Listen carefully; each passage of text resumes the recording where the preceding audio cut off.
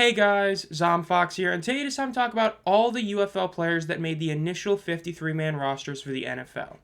Now, of course, when you play in the UFL, one of your main goals is to try and get back into the NFL, and more importantly, make it onto an active roster.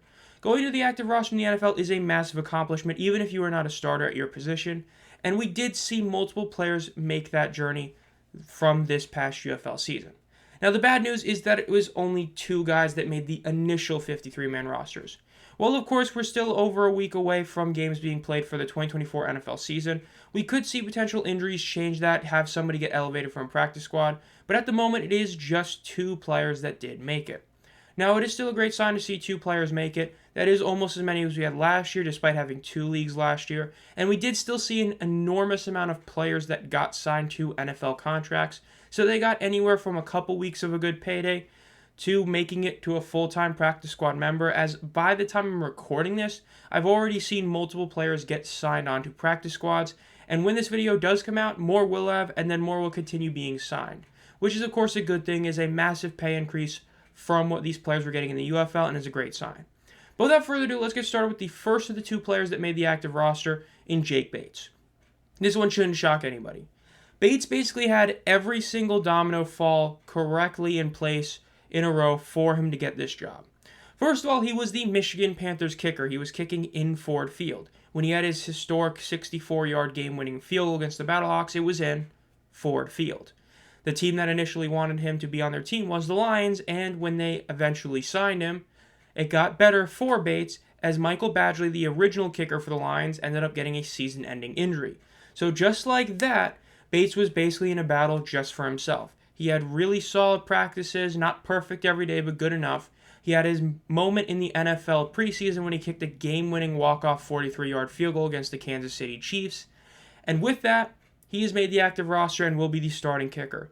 What is more impressive is that this is the second consecutive year where a spring football kicker will go from being a spring football kicker to being a starting NFL kicker. What's more impressive is that both of these instances happened with guys who were never in the NFL before. Bates was never an NFL kicker, and neither was Aubrey, and then they both were able to parlay spring football success to an NFL job. Now, will Bates be as good as Aubrey is the massive question. Aubrey was a first-team All-Pro kicker, meaning he was the best kicker in the league last year. And so while there's no way to assume Bates is going to be that, Bates is hyped to have a really solid season. Fantasy rankings have him as one of the better kickers because of his dominant leg. And while his accuracy has been a question mark, especially in the second half of the UFL season, the fact is, when you need a guy that can kick a 60-yard field goal, he's one of the very few guys that you know could kick 5 straight 60-yarders if need be. So we'll see exactly how Bates does with the Lions. But the Lions are a very hyped-up team. It'll be interesting to see what he's able to pull off with this team. Will he be nearly as good as Aubrey? Will he end up being released because he starts playing badly? We'll see. Hopefully he has a good season, but we'll see. Now the next player is going to be Jalen Redmond. He was the other player that actually got a 53-man roster spot from the UFL.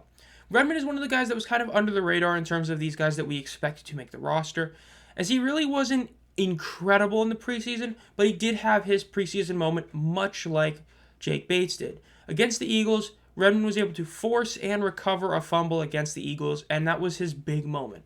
And when you go to his Vikings page, it's like the one news thing that's there, and it was a great moment for him, and it was a huge reason that did definitely help him make the roster. This past season, he was a member of the Arlington Renegades, a team that's defense was mostly panned by UFL people like myself and many others for not being great. But he was able to parlay what he did on that defense to an NFL opportunity, and he made the most of it and is a backup defensive lineman.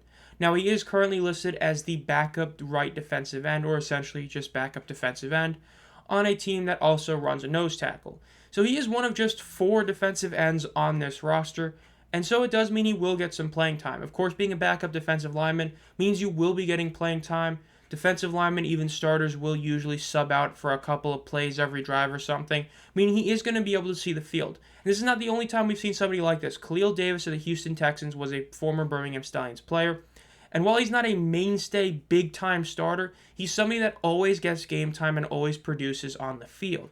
If Redmond can be just like that, that'd be a great thing for him to do. Be a solid guy that your team, so the Vikings in this case, his fan base will always know and say, hey, that's a really solid player for us.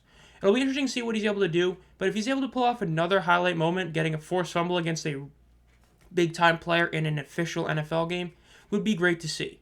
But we'll have to wait about that and see exactly how he pulls it off. So that'll do it. This has been ZomFox. If you enjoyed this video, make sure to subscribe and hit the bell.